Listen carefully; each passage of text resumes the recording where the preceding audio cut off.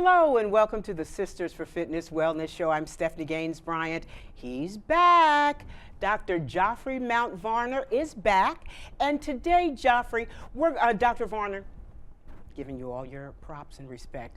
Dr. Varner, we're going to talk about something I saw you talking about on Facebook. I was just thumbing through Facebook and I came across a video you were doing talking about how hair extensions can really damage your health.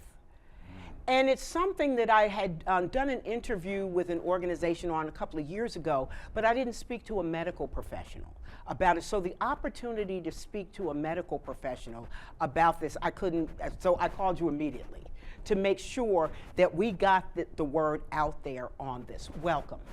Thank you very much, and thank you for having me again. I love appearing on your show. The literature is quite clear that synthetic hair and how it's processed, and even once used, it can increase your risk for cancer. That's not hearsay. That has been proven. And so what we have found is that the people who make this synthetic hair, the countries that make them, their citizens do not even use this hair. And of the Consumer Report, a national independent company, tested 10 products. And of those 10 products, 100% of them had carcinogens. In fact, one of them had acetone. Just to be clear, acetone is a known direct cause, meaning that it's not like if you use acetone, it may happen. If you're exposed to acetone, you will get cancer. And so for the fact that one of them put that in their products, it is interesting, and it begs the question, what's happening? So you have the choice of whether to buy synthetic hair or whether to buy the natural hair. So it doesn't make a difference, chemicals are in both? No, so that's a great question. If you buy the natural hair, it's not processed, it's fine. And in doing my research since that Facebook, because many people had questions, the natural hair just cost so much more. So if you get the natural hair, rarely do they add chemicals, and that is just as safe as using your own hair. What other type of chemicals come along with this, or it depends on it depends on what company is processing it? What type of chemicals? So it depends on what companies, but in general, some of the bigger ones are formaldehyde. There's a class called the parabens. There's a class called the phthalates, and in the end, most of them lead to endocrine disruption. Acetone causes some other issues, but it also causes endocrine disruption. Endocrine disruptors, also known as EDCs, they are chemicals that are produced that mimic hormones of our endocrine system. Our endocrine system is a system that we all have that sends out chemicals throughout our entire body to help govern the system. Even me moving my hand, a hormone was sent from my brain to help me move my hand that fast. And so these chemicals, they disrupt our hormones. Okay, so when your hairdresser is attaching the hair to your head, let's just say you're getting a weave, how does that get from your hair into your, I'm not a medical professional, how does it get in from your hair or from your scalp into your system in such a way that it could cause that type of damage? Great question. The synthetic hair, although it's attached to like your hair, at some point it comes in contact with your scalp. It's absorbed through your scalp. In other words, the more that's in contact that touches your scalp, the more that is absorbed. Let's take a step further. So when they get that synthetic hair, which is already filled with like bad chemicals, that's already a problem. But then once they heat it up, it makes it worse. You know how sometimes they want to heat it up to like style it? Yes. It makes it worse. Or they burn the ends. That releases a chemical as well, but that's a toxic respiratory chemical too. Wow. Is there any hair besides the natural hair that's good that we can lean towards? Well, there are a few different things. There are a few organic synthetic hairs out there. In addition, if you just go by the regular toxic hair that we have out there, and I say it that way because it's true, the regular toxic hair that are at these beauty stores, if you go and soak it, that will help. That will help release some of those chemicals. It won't get them all, but that will help release some of the chemicals. The problem with that is the manufacturers put the chemicals in there to make sure that the synthetic hair maintain a certain form. But if you want to do it right, soak it, and that will help get rid of a lot of some of the bad toxins. So what you're saying is to wash it first? Yes. Before you? Yes. That's the advice. But in my experience and in my research, most people get synthetic hair because they want to style it. So the moment that they start heating it up, they're still exposed, but at least some of the toxins are gone. How do you know when you're purchasing hair what it has in it or what you should be looking out for when you go to the store? Well, let me just first say, so what you're looking out for, if it says phthalates, formaldehyde, acetone, or parabens, P-A-R-B-E-N-S, then boom, that's a no-go. But what the research has found is that these synthetic hair companies are not putting all those chemicals on their labels. That's what the Consumer Report found out. How are they getting away with that? Well, they're controlled. They should be regulated by the FDA. And when you go to FDA site, or the last I looked a few weeks ago and did a little research, supposedly no one has reported any issues with synthetic hair. As a result of the Facebook that you saw, hundreds of people have reached out to me. I know factually, if the people are being honest, many people have reported about the synthetic hair. What are you hearing? You heard from people about this. What are their major concerns? Their major concerns are they didn't know. They didn't know. And I often say, as evidenced by, you know how often people get the braids and the synthetic hair? And you see how they're tapping it? Yes. Because they're taking care of the itch. They think it's because their scalp is being pulled and it's causing it to itch. No, it's the chemical irritation. The chemicals, the toxins, it's irritating your scalp, and that's why you have to hit it. You should never leave. In fact, one article that I read, if you leave the beauty shop and your scalp hurts, there's already a problem. Wow. Yeah. I mean, that's just a natural thing when you leave the salon. If you've gotten braids, they make it tight, and you do have a headache. I can't even tell you, not just, but how many people have had that experience where you come out of there and you have had, and that itching is like you want to take a fork and just like put it in and just because it itches so bad, or it hurts and you're taking Advil to relieve the tension from you. So that is not what you think it is. It's the chemicals. Exactly. And to take it a step further, I tried to find an article where women who they factually were using natural hair, did they experience the same thing? Because that would be clear. No one has done that article. But what we do know is that those chemicals are a known irritant. Wow. Yeah. And then let's take it a step further. Because that irritation, it disrupts your immunity in that section. So often women get fungal infections in their hair. So when you hear about many people take out their braids or their extension and they have gaps, that's from the fungal infection. It's called tinea cruris. And that was set up from the irritation which allowed the fungus to lay its bed there. And I was telling you off air that during COVID, you couldn't go to the hairdresser. So I had been receiving weave after weave after weave. I'm talking about for a decade at least, every 6 weeks. My daughter kept saying, because she was going natural, and I guess she wanted me to go with her. And I was like, get away from me, youngin', I'm getting my weave. And she was like, Mommy, at least give your scalp a break sometimes instead of every 6 weeks.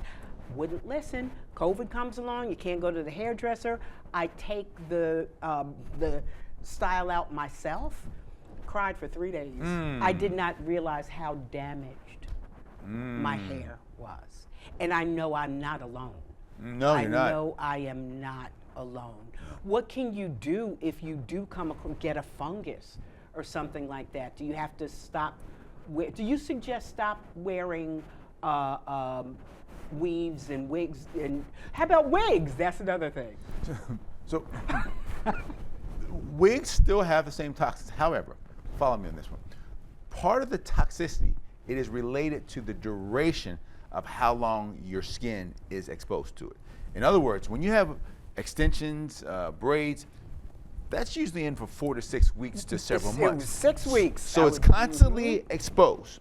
Whereas a wig, which has the same toxins, people tend to put on a wig for whatever the event, whatever the hours, and then they take it off at night. So it's less of an exposure. So if I had to choose, it would be the wig first. But to your original question, do I recommend it? And some people would say, well, you're a male, you don't have to think about it.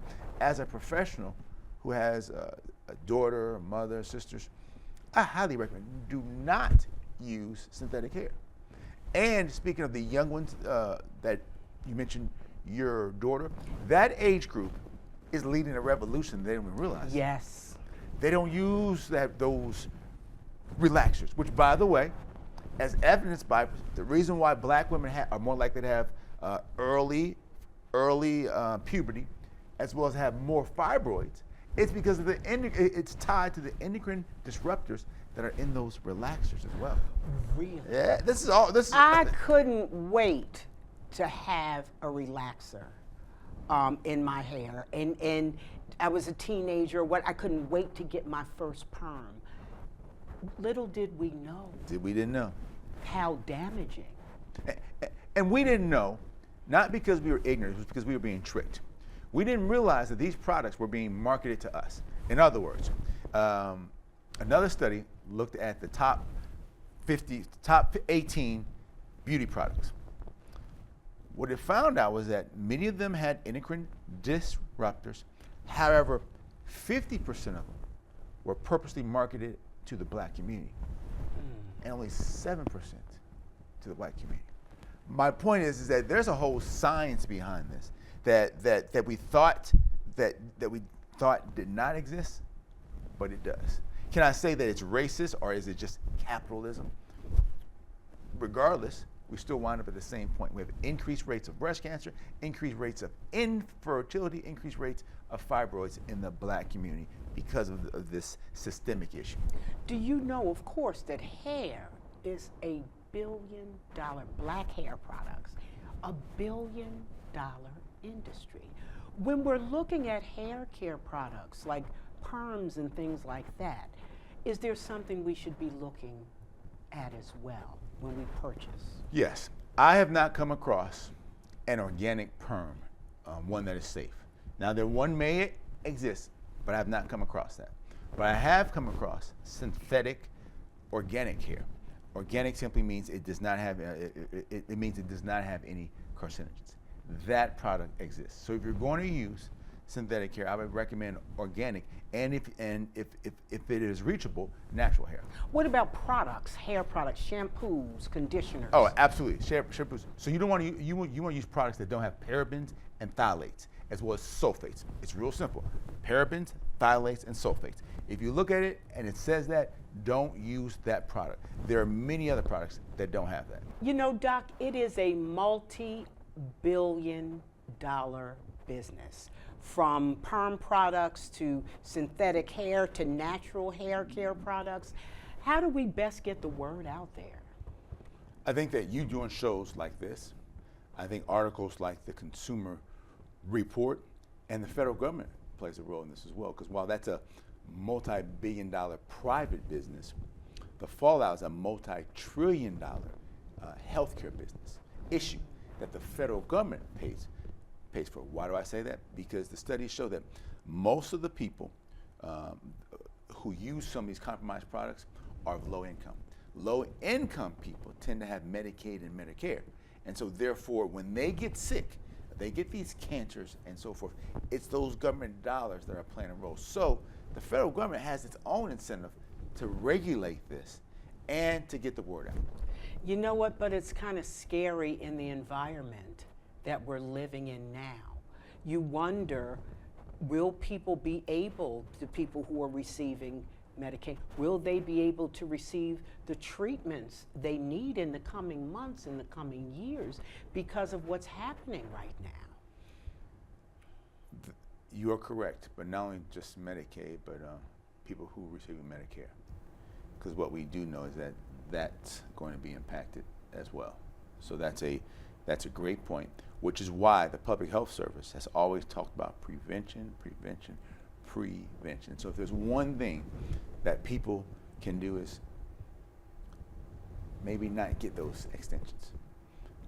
Maybe choose another form, similar to our daughters. They don't get relaxers. They do everything natural. And even their hair products, they're on the back of them looking to see what's in them. That's so if my they've started daughter. this revolution, we should follow them and like just change it. And look at cancer this way. It's very broad. Because what we do know is that 100% of us will know somebody with cancer. 42% of us will be diagnosed with cancer at some point in our life. Is that just African Americans or people in general? Everybody. 42% of people of all colors and races, nationalities in this country will be diagnosed with cancer. Would you say that most of that is due to lifestyle, things like that, eating the wrong foods, using the wrong products? What would you say is contributes to that? I would say that 70% of cancers have been proven to be related to lifestyle and diet. In other words, if many of us would change what we eat, what we drink, how we live, how we exercise, we will significantly decrease the risk of cancer. I do this talk on live as if you have cancer. And here's why. We already know that 42%. I'm going to keep this as basic as possible. What we do know, that when cancers happen, the normal cells lose communication. They lose communication. There's a chemical called connexin, which is lost. But do you know that eating parsley and cabbage, it maintains that connexin, which means that it's a form of prevention for cancer. There's about 18 different foods that if we just eat it, it helps us prevent cancer that would have come. And by the way, of those 42% who are eventually going to develop it, many of them already have it and don't know it. So is there a list that we can go to? Because I want to know that list. Well, or is it just more make sure you're eating from the earth?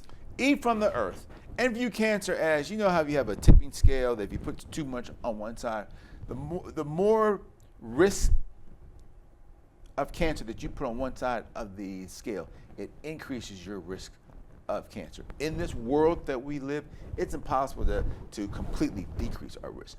But there's some things we can do, like staying away from high processed foods. McDonald's, Wendy's, that's a humongous thing. Making sure you eat your fruits and vegetables. Everybody knows that. However, it's not till you get to 5 fruits and vegetables every day that it helps decrease the risk. So if you do your 1 or 2 like I used to, okay, that was cute. You have to do 5 of them each day, and there are certain ones that are very important, like the spinach and the leafy green vegetables. Those are key, including the carrots as well. I cannot have you here without asking you what you think about what's going on at the health department with the measles outbreak. Things like what's being reckoned fluoride being taken out of the water. What are your thoughts as to where we're going with our healthcare system? Well, I'm pretty clear because I have my master's in public health is from Harvard. I was in charge of the Ebola response for Washington, D.C. So public health is what I do. And I would say that just because a person has a leadership role does not mean that they have the experience or the knowledge. How he is handling measles is completely, I don't use the words like wrong or right, but wrong. We have a measles outbreak, which is getting worse, that we have a science that will help mitigate it and stop it. And we're going to recommend some of his recommendations. It makes no sense. So it's going to be important for us to make decisions in our life that go along with like national data. The current director of health, he's just one person. You still have the World Health Organization out there. You still have Harvard. You still have Mayo. We still have independent institutions that can give us excellent advice.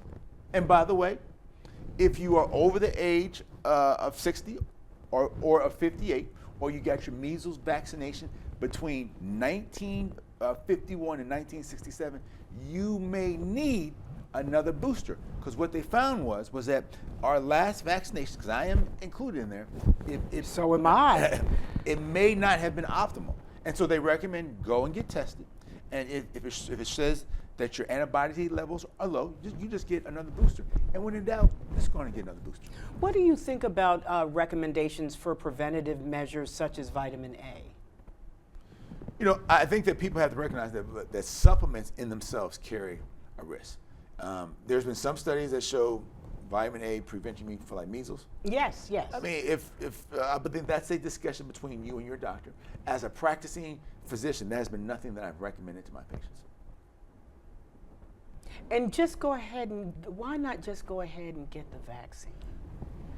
I mean, it's just that simple.